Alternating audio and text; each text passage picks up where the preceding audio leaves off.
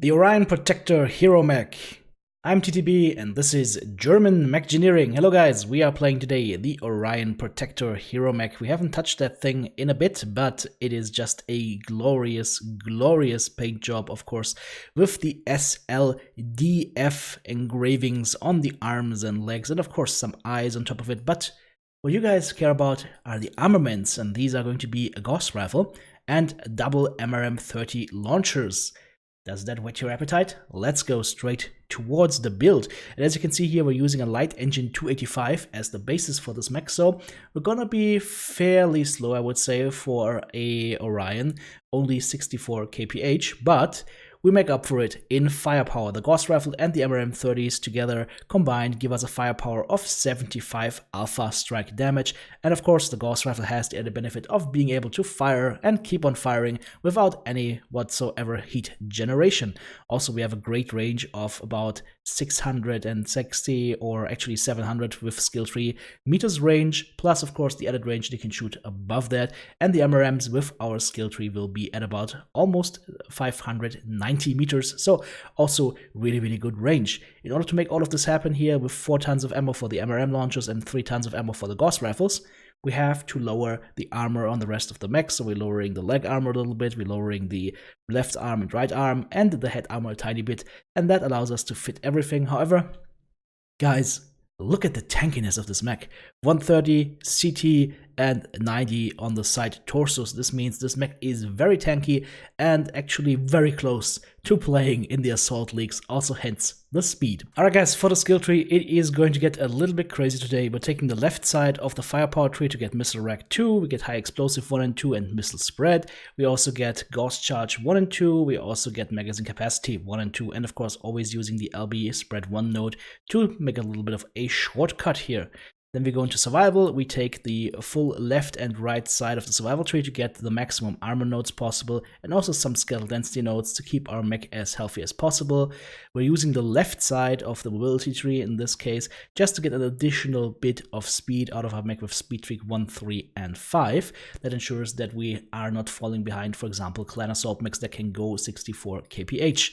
Then we go into the sensors tree and we take a few nodes of radar derp, in this case 1, 2, 3 nodes of radar derp, and I've chosen to get seismic 1 and 2 here.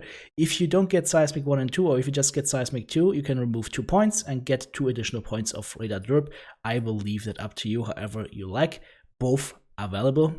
And then last but not least, we go into the auxiliary tree. And we can go for double airstrike here or double artillery strike and a cool shot. If you feel yourself craving more cool shots, then just go double cool shot and just 1 artillery strike.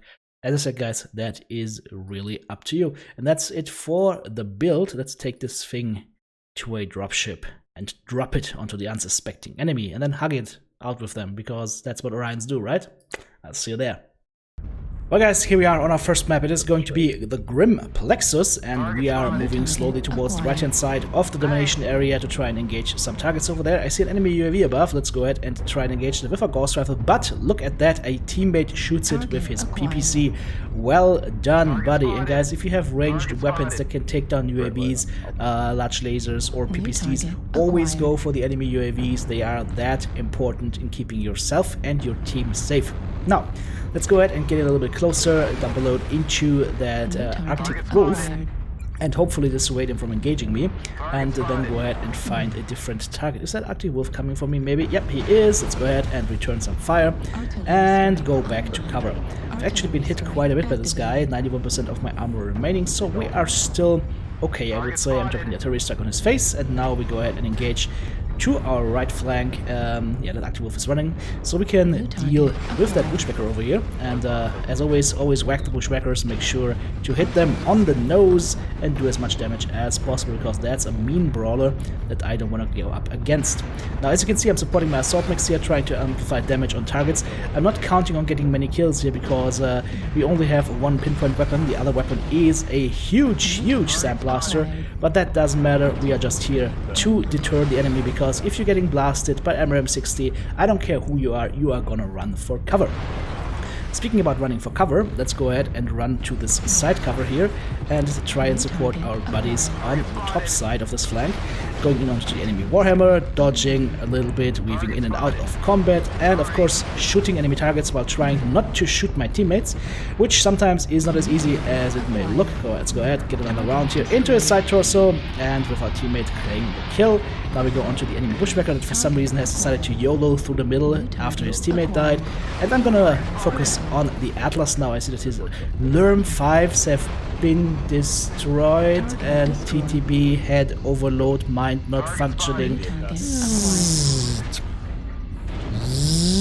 Guys, please don't build your Atlas like that. Okay. So, the enemy team is now 3 kills behind us. The enemy assassin is getting quite a bit assassinated here by our combined fire. And yeah, he's a stick basically right now, so my teammates can take him.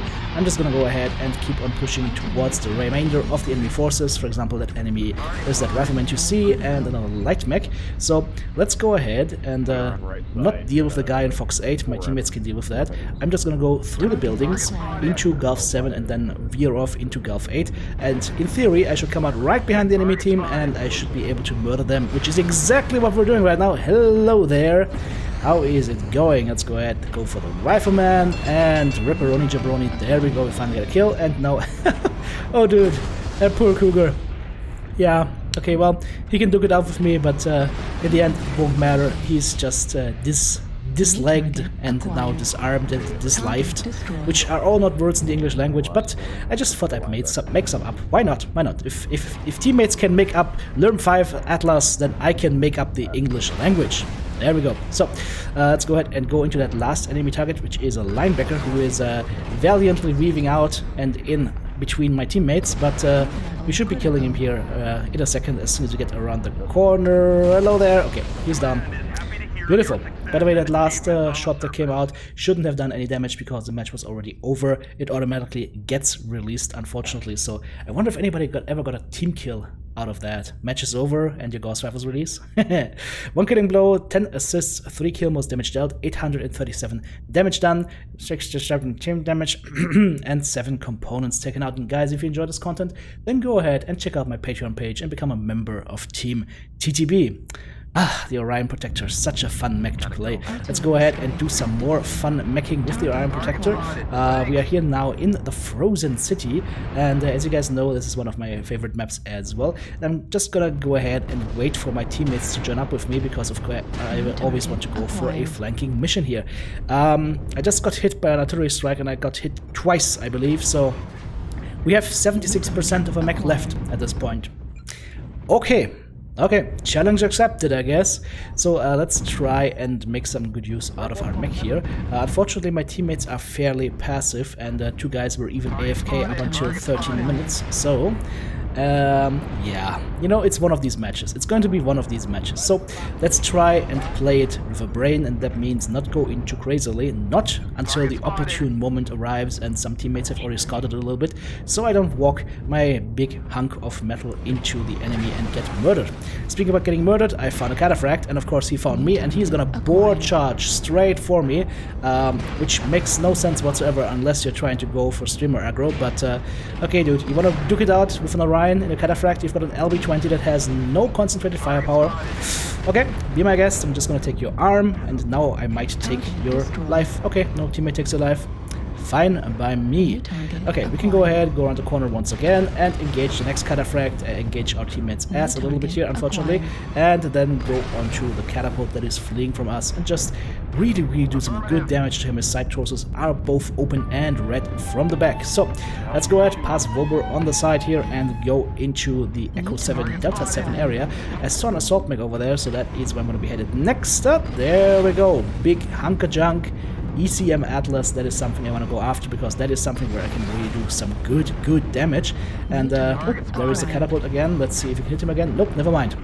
So the challenge a little bit with the Gauss Rifle, as with all the inner sphere right torso mounts, humanoid mechs, is that they have fairly low mounted weapons. So it can be difficult sometimes to shoot over ridges, but that's just something where you just gotta accept sometimes you're just not gonna hit. And speaking about not hitting, teammate blocking me here a little bit, so I couldn't go around the corner and shoot the Nova directly, but it's alright, we will shoot his buddy in the Sun Spider, and next move on to engage the enemy Atlas. And Do the same thing here.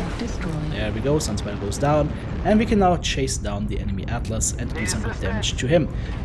It's really hard to get these hits out sometimes because teammates are doing their best to shield the enemy inadvertently, but it's alright, we got him, and now this should be still the... Yeah, see? Team! What are you thinking? There's still the Atlas here. Let's go ahead and engage him from the back, shoot his side torso, crit out his MRM-40, he's just got the AC-20 left, and he finally goes down. Beautiful. 8 kills over 4, so this one should be in the books. The enemy assassin is coming in, and we show him very, very unmistakably that he is not welcome here and he should go somewhere else. So hopefully go somewhere else while I go towards the old stomping grounds of Echo 7 and try and find some more targets. So there we go, there's the assassin again. Ooh, unfortunately the Gauss round missed, but at least some of the MRM missiles made it to target. And once again, Gauss round getting caught on the terrain here. Not a problem though, the assassin drops. And what do we have here? We've got a light mech up here. Oh, hello. Perfect. Can we get his legs? Nope, never mind. Well, that was quite the jumpy little fella. Speaking about little fellas, there we go, that is an enemy Piranha, and he's running around on the low ground and I'm trying to hit him, but teammates everywhere. Okay, yeah, this is a problem, guys. Yeah, this is a big problem. This is the point where you cannot engage the mech right in front of you because he's so small that whatever you do, you cannot bend far enough and you can't kick him in the face either way. So unfortunately we didn't get that last kill, but that's alright. 12 kills over 4 final score, 12 assists, 0 kills, 2 KMDs, 819 damage done, 6 components destroyed. So as you can see, guys, this is a solid mech for doing some good damage and doing some good armor removal, and has quite a bit of kill pressure on slower, more bulky mechs, I would say. Now I've decided to include this match as well because it has a teachable moment, and of course, as always, guys, I'm going to be the one that experiences the bad side of this teachable moment, but that's why we include that. So my team is engaging the enemy on the left-hand flank in the Fox 6 Echo 6 area. I have decided to push through Death Valley to assist my teammates because I knew that a Blood Asp was here, and I couldn't allow the Blood Asp to stand here and just Daka my teammates in the back. So I chose to do the right thing, flank and engage the Blood Asp. So Blood Asp is now down. I've got a friendly Warhammer with me, and we are gauging targets between those little hilltops around the capture target in the Echo 6 area. And now watch what happens on the radar. Now, the enemy team is kind of funneling into these two areas. I have a really good flanking position, so basically any teammate or any enemy that wants to push into my teammates is going to have to push into me. So I can easily be a hammer or an anvil, depending on what you want here. Now the problem is, my team, as you can see, is right now trying to engage on two fronts. The left front, right here, into the main enemy force, and towards the right, where not as many enemies are. And I'm thinking, okay, yeah, sure, fine. I could maybe hold this side here if I get a little bit of help. I see a teammate next to me, so surely my team is gonna be here, right? Yeah, right. Exactly that happens, which I always warn people about. Do not expect your team to be there for you. They will just rotate into nothingness. Now, okay, we're taking a lot of damage. It's all fine and dandy. You could also make the argument I wasn't moving quickly enough here. But here's the thing. Look at the radar. My team has pushed towards here, and then the push stalls, and assault mechs are starting to move backwards, and see that the whole push just comes to an end. So if it's a flanking push, it needs to be a flanking push, and you keep on going. Or you assist your teammates on the flank, but what you don't do is you do not push into nothingness, basically, and just stand there, because that's the thing that gets people killed. Well, speaking about getting people killed, I have a single Gauss Rifle left, so I'm trying my darndest to get the enemy killed at least a little bit. I can't do much here, 15 damage a pop, but you know what? Doesn't matter. I still have a red side torso. I can still engage and I can still do some damage. So let's see how much damage we did so far. We got 2 shots into target. That's a 3rd shot into target. Maybe we can get a 4th shot before we drop. Yep. And can we go for magical number 5? Yep, there we go. Maybe number 6. Haha, all bets are on. Nope, enemy dies before that. So we were still able to dish out a little bit of damage, even though we were basically crippled almost near to death. So hope you guys learned something from that. If anything, then don't depend on your teammates unless you get a verbal consent, just like in love. 1 killing blow, 3 KMDDs, 711 damage done, which is actually top damage on the team, even though. So, see you guys soon. Take care.